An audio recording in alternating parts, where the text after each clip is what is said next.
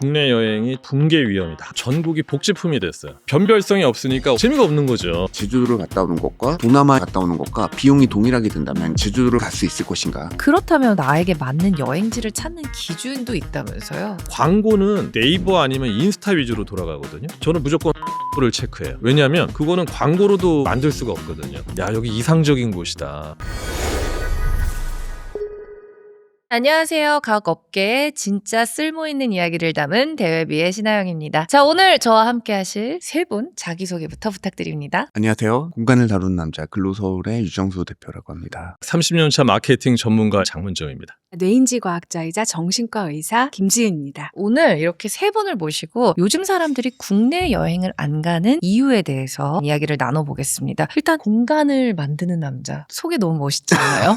네네. 정확히 어떤 일을 하시는지 설명해 주시면 좋을 것 같아요. 건축 설계부터 시작해서 그 공간이 어떤 목적으로 소비되면 좋겠고 어떠한 컨셉을 잡아야 될지 만들어 간다고 생각하시면 될 것 같아요. 익선동이나 성수동도 디자인하셨다고. 다 일부죠. 제가 동네를 다 만든 건 아니고요.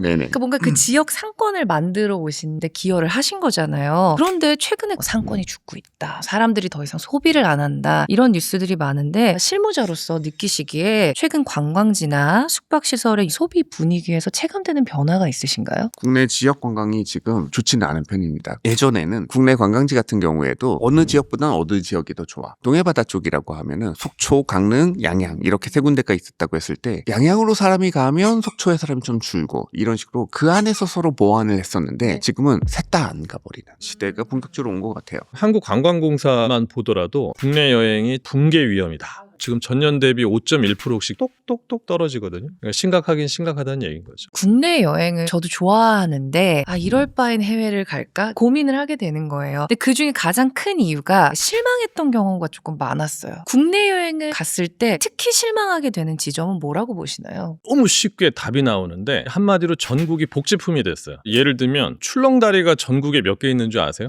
몇 개 있어요? 제가 정책 자문을 하기 때문에 정확히 아는데 238개가 있어요. 경상도 가도 출렁다리, 전라도 가도 출렁다리. 또 재미난 거는 출렁다리 중에 가장 긴 다리가 어디냐 부르면 대답하는 사람 절대 없습니다. 왠지 아세요? 만들어지고 있으니까. 그렇죠. 매달 바뀌어요. 변별성이 없으니까 오로지 이쪽에서 긴 거 만들어서 1위 해놓으면 몇 달 만에 이쪽에서 또 1위 하니까 이건 혈세만 낭비가 되고 지금 지자체 예산만 봐도요. 축제만 쓴 돈이 1조 4천억이에요. 근데 그 1조 4천억 가보면 똑같아요. 트로트 가수, 길거리 음식 부스. 어딜 가나. 그리고 한국의 특색 중에 하나인데 여수가 있잖아요. 여수 밤바다 노래 하나 때문에 전국의 투자자들이 다 몰려가지고 풀빌라, 펜션 지금 다 공실이거든요. 노래는 유행이 금방 지나가잖아요. 건물은 그냥 계속 남아있고 뭐 하나 된다 하면 거기에 몰려드는 이러니까 재미가 없는 거죠. 일본의 삿포로 눈축제나 독일의 옥토버 페스트처럼 내가 그것 때문에 비행기를 타고 찾아가는 핫플레이스가 한국에 몇 개나 있냐 생각해보면 없죠, 사실은. 근데 전 그것도 문제인 것 같아요. 뭐가 하나 떴다 그러면은 가격이 미친 듯이 올라가는 거. 바가지라고 하잖아요. 근데 그것도 구조적으로 어쩔 수가 없어요. 왜냐하면 권리금 수억에 임대료에 몇 달 안에 이거 뽑아 먹어야 되니까 상인들이 그때 몰빵할 수밖에 없잖아요. 그러면 사람들은 떠나가고 그럼 상인들은 다급해지니까 더 올리고 무한 루프에 갇혀 있는 거죠. 출렁다리 얘기를 하셨잖아요. A를 만약에 유행했었을 때 다른 것들도 다 비슷하게 하는 근본적인 이유가 국토가 좁습니다. 그리고 자연환경이 다 비슷해요.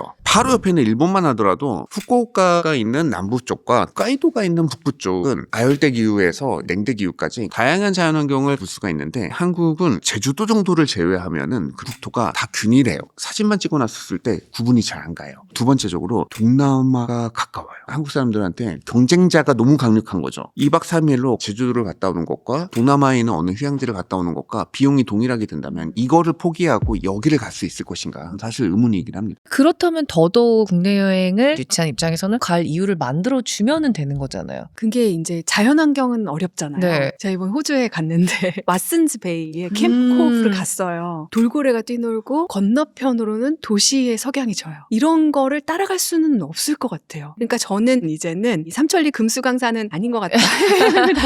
다녀보니까 사실 인정할 건 인정해야 되는 거잖아요. 거기서 제가 느낀 건 뭐냐면은 전이 공간이라는 개념이 있어요. 이곳도 아니고 저곳도 아닌 문턱 같은 공간인 거예요. 그런 전이 공간에 갔을 때 사람들이 자기 무의식하고 만나면서 여행의 진짜 의미를 찾게 되거든요. 명상할 때 느낄 수 있는 그런 감각이거든요. 그런데 이 전이 공간을 세련되게 만들 수도 있어요. 제가 그걸 만들었다고 느끼는 게 어디냐면은 방주교회 같은데, 방주교회는 물 위에 떠 있는 것 같기도 하고 사실은 땅이잖아요. 그리고 지붕에서 하늘이 비치니까 여기가 하늘인지 지붕인지 잘 모르잖아요. 이런 전이감을 느낄 수 있는 공간들을 많이 만들어주면 이런 걸로 승부를 해야 되지 않을까. 우리 할 수 있으니까. 외국인들이 한국 왔을 때 경복궁이랑 덕수궁 그쪽을 좋아하는 게 과거의 시간이 머무른 것 같으면서도 뒤에는 막 빌딩 숲이 있고 그게 약간 그 전이 공간이랑 비슷한 느낌인가요? 과거와 현재가 공존하는 느낌, 문턱에 서 있는 느낌, 이런 게 굉장히 중요해요. 전이 공간 말씀하셨는데 외국인들이 실제로 경탄을 하는 부분이 이순신산 쪽에서 경복궁을 바라봤을 때 광화문 위로 인왕산이랑 북악산이 빌딩처럼 확 걸려 있는데 와, 이렇게 아름다운 팰리스가 있는가? 자금성을 가더라도 그 느낌을 받을 수는 없거든요. 북촌 같은 경우도 그런 거잖아요. 한옥들도 있고 한데 빌딩도 보이고 북촌 얘기 북촌 안 와야 되거든요. 예. 우리는 여기 사무실인데 네, 북촌 얘기 이렇게 막 하면 올까봐 겁이 나요. 한국 관광 발전을 위해서 좀 희생을 하시죠. 갑자기 그게 궁금해요. 과거에 비해서 외국인들이 많이 오는 상권들이 있잖아요. 그 특징들을 말씀해 주시면 좋을 것 같아요. 몇 개의 상권들이 독주하고 있는 것 같아요. 현재 가장 주목할 만한 상권들은 대표적인 게 성수동인 거고 그리고 명동에서부터 부촌까지 이어지는 종로 일대 상권이라고 볼 수 있겠죠. 한국 사람들은 별로 없어요. 다 외국인 소비예요. 이 상권이 요새 잘 나간다라고 했었을 때는 거의 외국인 관광객들에 의해서 견인차 역할들을 합니다. 그래서 이대 같은 경우가 특징적인데 예전에는 외국인 관광객들이 정말 많이 가는 곳이었어요. 중국인이 특히 많이 갔습니다. 왜냐하면 관광버스가 이대 정문 앞에 쫙 줄 서가지고 사진 찍고 가시고 그랬어요. 아, 그랬어요? 네, 이유는 아마도 니파 사진 찍으려고. 그게 왜요? 그게 돈 벌게 해준다. 돈 번다. 뭐 이런 낭설이. 이대 앞에서 사진을 찍고 가면은 그런 복이 들어온다 얘기가 있어서 가셨었는데 그 수요들은 지금 다 빠지고 많이 황폐화된 상황이죠. 그러니까 요즘 뜨는 상권의 특징을 한마디로 정의를 하면은 결국에는 외국인들이 많이 오느냐 안 오느냐네요. 그것도 있다면서요. 경복궁 가면 외국인들이 한복 체험하고 그 굉장히 좋아하잖아요. 그거는 좋은 상품이라고 보세요? 그렇죠. 공간에 몰입을 할 수 있는 요인으로서 중요한 역할을 하는 것 같아요. 입장권을 할인해 주셔서 한복을 입고 가는 게 사실은 무료인 거예요. 근데 저희가 여행을 가면은 평소에 쓰지 않는 돈 내지는 평소에 입지 않는 옷 막 입게 되잖아요. 이런 심리는 뭘까요? 행동경제학에서 이런 연구를 하는데요. 300불짜리 패키지 여행을 결제한 사람하고 1,500불짜리 패키지 여행을 결제한 사람. 그 사람들이 호텔에 도착했을 때 오션뷰 업그레이드를 30불 내고 할래 말래 이런 시나리오를 주는 거예요. 1,500불 낸 사람들이 당연히 더 많이 해요. 그게 이제 앵커링 효과인데요. 그래서 이제 야놀자 여기 어때 이런 플랫폼 이런데 호텔을 예약하려고 딱 보면은 제주도다. 그럼 JW 메리어트 호텔이 먼저 떠요. 압도적 1위 가격. 방콕인데도 몇백만 원짜리 호텔들이 먼저 떠 있고. 먼저 떠 있는 네. 거예요. 그거를 클릭할 거라고 생각해서가 아니라 다음번에 클릭해서 살 수 있게. 이거 앵커링 효과가 있어. 저는 알잖아요. 알아도 사람들이 거기서 벗어나지 못한다는 게 알려져 있어요. 100만 원을 보다가 한 50만 원이면 너무 저렴한 느낌이 드니까 네. 그거는요. 휴양지 같은 데 가면은 절대 내 스타일 아닌 옷을 막 입게 되잖아요. 그거는 무슨 심리예요? 우리가 여기서 입고 있는 페르소나가 있잖아요. 아나운서, 대표님 이렇게 있는데 이런 거를 좀 벗게 되면은 자기의 본연의 원하는 거 나온다고 보는 거죠. 저는 국내 여행 진짜 좋아해요. 그런데 갈까 말까 하다가 결국에 안 간 경우가 조금 많은데 왜냐면은 SNS에 광고성 정보가 너무 많은 거예요. 그걸 보다 보면 별로 안 가고 싶은 거예요. 막상 갔을 때 서갔다라는 느낌도 들고 너무 기대를 하고 갔다가 실망한 경험 있으실까요? 저는 펜션이나 리조트나 이런 데 가면 정말 잔소리 문구들. 잔소리 문구들이요? 예, 보면 뛰지 마라, 뭐 하지 마라. 그런 건 양반인데 굉장히 공격적인 문구들 있잖아요. 식기는 깨끗하게 해야 된다. 쓰레기는 어디다 해야 된다. 내가 편하러 왔는데 그런 것들 보면 굉장히 실망되죠. 다들 그러면 여행 갈 때 가장 중요하게 생각하시는 게 뭐세요? 저는 맛집 몇 군데 가고 싶은 데를 정해서 그 동선으로 숙소를 정할 때도 있어요. 어떠세요? 다들 기준은 어디다 두시나요? 맛집 찾는 몇 가지 기준이 디지털 은둔자를 찾습니다. 디지털 운둔자요? 맛집 검색할 때 팔로워 많은 인스타 피드는 무조건 닫고 팔로워 한 100명에서 200명 정도 되는 직장인 그런 게 진짜 찐인 거죠. 그리고 맛있는 음식 앞에서는 흥분이 되기 때문에 보정이나 이런 것도 없이 투박하게 찍잖아요. 그러니까 인스타에서 사진이 예쁠수록 맛하고는 거리가 멀구나. 또 하나는 하나는 저는 구글 맵을 봅니다. 뭐냐면 광고는 거의 네이버 아니면 인스타 위주로 돌아가거든요. 네이버 지도 평점이 한 4.5인데 구글 평점은 3.0이네? 이거는 작업한 거거든요. 구글 맵에 리뷰 남기는 사람은 보통 외국인 관광객이나 현지인들이 많거든요. 그래서 저는 이제 구글 위주로 주로 검색을 많이 하죠. 꿀팁이네요. 그리고 또 하나는 저는 무조건 화요일 저녁에 밀도를 체크해요. 왜냐하면 일주일 매출 중에 화요일 저녁이 제일 약해요. 마케팅 작업하는 거는 거의 주말에 이루어지거든요. 근데 화요일 저녁을 딱 갔을 때 식당이 70% 이상 차 있다. 그거는 광고로도 만들 수가 없거든요. 그래서 화요일 밀도를 보는 거 이것도 체크사항이죠.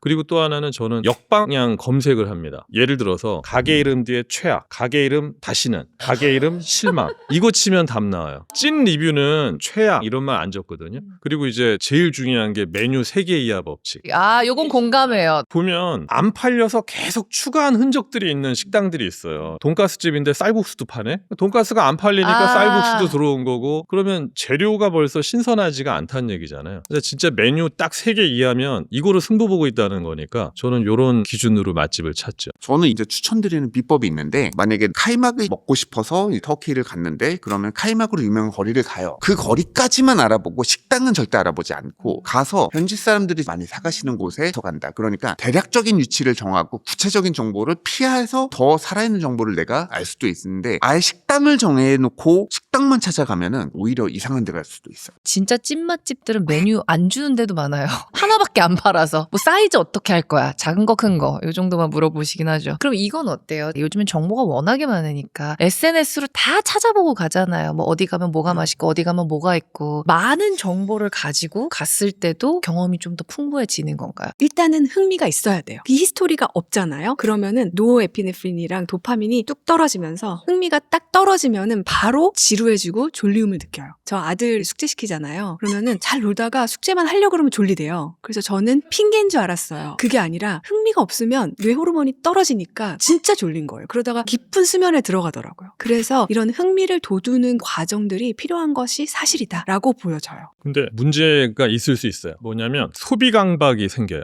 소비 강박이요? SNS나 이런 거로 너무 공부를 많이 하면 여기에서는 사진을 찍어야 돼. 여기 가면 이걸 반드시 먹어야 돼. 이렇게 돼버리니까 이거를 베이케이션 퍼미션 이펙이라고 하거든요. 비일상을 허가하는 효과다. 그러니까 이게 여행을 왔는데 여기서는 이거를 해야 돼. 머릿속에 강박으로 맴돌게 되는 거죠. 그러면 거기서 나의 자연스러운 패턴이 무너지는 거죠. 결국 SNS나 이런 것도 다 마케팅이고 광고들이 많이 들어가 있는 건데 돈 쓰라고 하면. 자극적인 문구들 많아. 여기까지 갔다가 그걸 안 먹고 왔다고? 바보야? 약간 이런 식으로 바보 되기 싫잖아요. 그러면 기대치에 따라서 달라지는 게 너무 많으니까는 파워 J인 분들은 사실 너무 여행을 준비하고 하니까 나 벌써 와본 것 같아요. 하도 정보에서 많이 보고 가시니까는 감동이 좀 떨어지는 것 같고 제가 네. 중학교 때 제 딴에 할 수 있는 여행이 뭐였냐면 버스를 그냥 타고 종점까지 가요. 어머 낭만적이다. 네, 그리고 거기서 다시 다른 버스를 타고 또 종점까지 가. 그렇게 돌아다녀 보면은 여긴 어디야? 인천인데 갑자기 시흥에 하수처리장이 있는 데는 구경도 하고 그러기도 했는데 우연히 주는 것들이 저는 되게 즐거울 때가 많아요. 자, 그렇다면은 뭐 심리적으로 나에게 맞는 여행지를 찾는 기준도 있다면서요? 내가 불편하게 여기는 여행지가 어디지? 이걸 한번 생각해 보라고 얘기하고 싶어요. 저는 물을 안 좋아해서 동남아를 안 좋아해요. 그러니까 그게 뭐냐면은 경험적 회피라고 해요. 공항 발작이 있는 사람이 공항 발작이 기차에서 나면은 여간이 기니까 되게 힘들거든요. 그런 분들이 기차를 회피해요. 경험적 회피를 하다 보면은 늘 가던 데만 가게 되는 거죠. 그래서 경험적 회피를 하다 보면 삶이 굉장히 좁아지는데 오히려 약간 불편하게 여기는 요소를 넣는 거예요. 내가 사람을 좀 불편해해요. 그러면은 다른 사람이랑 같이 모여서 먹어야 되는 그런 데를 한 번 넣는 거예요. 그때 이제 어떻게 하냐면은 마치 이 불편한 느낌이 정말 시원한 물인 것처럼 마음속에서 꿀꺽꿀꺽 마시는 듯이 느껴요. 반나절만 가서. 그러니까 나한테 약간의 챌린지를 조금씩 주는 거군요. 챌린지를 하는데 그 불편한 느낌을 수용하면서 하는 거예요. 근데 그러면요 굉장히 신기하게 어떤 기억이 떠올라요. 예를 들면 내가 어렸을 때 친구들이랑 같이 노는데 나만 소외돼서 힘들었던 그런 기억이 떠오를 수도 있고 그러면서 내가 제일 불편해하는 나의 어두운 면 이런 것들을 만날 수가 있게 되는 거예요. 굳이 만나야 할까요? 그걸 여행 가서 해야 되는 이유가 있어요. 여행지에서만 할 수 있어요. 그래요? 일상에서는 좀 어려운가요? 여행지라는 새로운 환경에서만 내가 그거를 유연하게 해볼 수 있게 되는 거예요. 그러면서 약간 심리적 거리도 생기고 하니까요. 그게 바로 명상의 일부예요. 말씀하신 것처럼 공간도 중요하지만 누구랑 가는지가 너무 중요하잖아요, 여행은. 그런데 그렇게 가족이랑 여행을 가면은 끝이 좋았던 적은 없었던 것 같아요. 그 왜 그런 걸까요, 교수님? 저도 이제 엄마랑 여행을 가면은요, 나가려고 그러는데 일찍 들어와. 그러니까 10대 딸로 대하는 거잖아요. 그러면은 저도 10대 때의 저의 모습이 나와서 이제 신경질 내고 오는 거죠. 그게 이제 뭐냐면은 퇴행이에요. 익숙한 가족들과 함께 갔을 때 그때의 시절로 퇴행하는 거죠. 밖에서 보면 40대 대표님이신데 안에 들어오면 그렇게 유치하게 되는 거거든요. 그래서 가기 전에 엄마 아빠가 어려운 상사다 마음을 먹고 심리적 거리를 딱 유지하고 가면은 좋은 결과를 얻을 수 있으리라고 생각되는데 저도 한 번도 겪어본 적이 없어요. 이론은 그렇다. 이제 식당에 가면은 맛없다 그러면은 이러면서 아우, 여기 괜히 왔다. 거기에서 문제가 생기는 거예요. 기대와 불일치에서 생기는 거, 매몰 비용 함정이 생기는 거죠. 교통비 썼고 여기까지 왔죠. 그러면 무조건 즐거워야 되는데, 그런데 오늘 좀 별로였지? 그 폭발을 하는 거죠. 내가 반나절을 검색을 했는데 얼마나 좋았냐가 아니라 내가 기대보다 얼마나 더 만족했느냐. 그래서 보통 2일 차에 많이 싸운다고 하거든요, 통계적으로. 또 하나는 의사결정의 피로죠. 여행을 가면 모든 게 결정의 연속이잖아요. 오늘 여기 가야 되고 뭐 가야 되고, 그러니까 의사결정의 피로도가 확 올라오는 거죠. 그게 한국인들의 어쩔 수 없는 근면성인 것 같아요. 그러니까 부모님은 쉬자고 하는데 아드님은 이걸 정복해야 될 과업으로 생각을 하는 거죠. 왔으면 이걸 해야 된다. 거기서 갈등이 생기는 거죠. 그런데 우리가 느끼는 한국의 매력보다 외국인들이 느끼는 게 좀 많다는 생각은 들거든요. 저는 진짜 놀랬던 게 외국인들한테 요즘에 가장 핫한 체험이 새신이라고 그러더라고요. 우리가 그냥 지나쳤던 문화가 그들에게는 굉장한 경험이 또 되더라고요. 이거를 좀 마케팅적으로 활용을 하면 좋지 않을까요, 소장님? 그럼요. 우리는 문화가 있잖아요. 거기 가면 그게 있어. 이거 똑같아요. 피곤할 때 바카스, 불안할 때 우황청심원, 뭐 하면 K-팝, K-드라마, 이런 것들, 이 문화잖아요. 이게 어디서 나타나냐면 외국인들이 23년도 코로나 회복되고 나서 KTX를 140만 명인가 탔거든요. 작년에 거의 한 500만을 탔어요. 그게 뭔 얘기냐면 전국으로 문화를 체험하고 있다는 얘기죠. 그리고 외국인들이 카카오 택시 관광지 호텔보다 10배 많이 검색한 데가 있어요. 편의점에. 그 얘기가 뭐냐면 특정한 핫스팟보다도 일상을 체험하고 싶어 한다는 얘기인 거죠. 근데 이런 거를 다 종합해 봤을 때 공간 기획자로서 외국인 관광객들에게 더 밀도 높은 경험을 주고 싶잖아요. 여기는 좀 한번 개발을 해보고 싶다. 가장 욕심나는 지역 있으세요? 우리나라의 사람들이 잘 모르는 아름다운 지역이 한려수도의 남쪽, 전남 쪽에 아름다운 지역들이 있는데 결국은 바다와 산을 빼놓고 이야기할 수는 없지 않을까 싶어요. 소장님도 그런 곳 있으신가요? 저는 청송이에요. 왜냐하면 사람이 없어요. 20분을 운전했는데 마주오는 차를 한 대도 못 봤어요. 그래서 깨끗하고 조용해요. 야, 여기 이상적인 곳이다. 근데 교도소밖에 사람들이 포지셔닝이 안 돼 있어서 청송 교도소. 주변에 청송 가봤다는 분 저는 못 만나본 것 같아요. 마지막으로 이 질문 드리고 싶어요. 여행을 뭐라고 생각하세요? 두 가지인 것 같아요. 새로운 것을 경험하고 다른 환경에서 처해진 나에게 다른 자극을 주는 것이 사실 여행일 수가 있고, 네. 정반대의 개념은 휴양의 경험은 내가 가장 편안했던 환경을 찾아가는 거죠. 소장님은 어떻게 보세요? 저는 위로라고 생각해요. 위로가 필요하지 않은 사람은 숨쉬지 않는 사람 말고는 없으니까 이런저런 이유로 떠나지만 사실 보면 위로를 위한 탈출구? 이런 게 아닐까. 마케팅에서도 많이 이용하거든요. 위로의 메시지. 여기 오면 액티비티를 할 수 있습니다. 가족하고 행복해질 수 있습니다. 진짜 나를 찾는 시간. 그것도 어디로 위로죠. 오세요? 네. 고생한 당신 떠나! 이제 쉬어도 됩니다. 그것만큼 또 잘 먹히는 게 없거든요. 교수님은 어떻게 생각하세요? 저한테 여행은 새로운 주의력이에요. 새로운 주의력이요? 저 그림에서 상자가 있잖아요. 이 왼쪽에 있는 상자가 앞면이 되게 할 수도 있고 뒤쪽에 있는 상자가 앞면이 되게 할 수도 있죠. 이게 주의력이 전경과 배경을 이렇게 왔다 갔다 하는 거예요. 별표를 안 보고 왔다 갔다 하는 거를 더 쉽게 할 수 있는 사람이 더 행복해요. 왜냐하면 내가 주의력을 전경에도 줄 수 있고 배경에도 줄 수 있는 사람이기 때문에요. 여행을 갔다 온다는 거는 새로운 에펠탑을 봤다. 그러면은 에펠탑에 주의를 주는 거잖아요. 근데 거기서 항상 살던 사람은 어떻게 되냐면요. 에펠탑 때문에 막히는 교통체증이 전경이 돼요. 근데 그거를 내가 의도하고 에펠탑의 조형미에 줄 수 있냐. 그게 행복의 척도가 되는 거거든요. 그래서 내 일상에 새로운 주의력을 주는 경험. 그게 저한테는 여행인 것 같아요. 알겠습니다. 저희는 다음에도 더 재미있고 유익한 주제로 돌아오겠습니다. 감사합니다.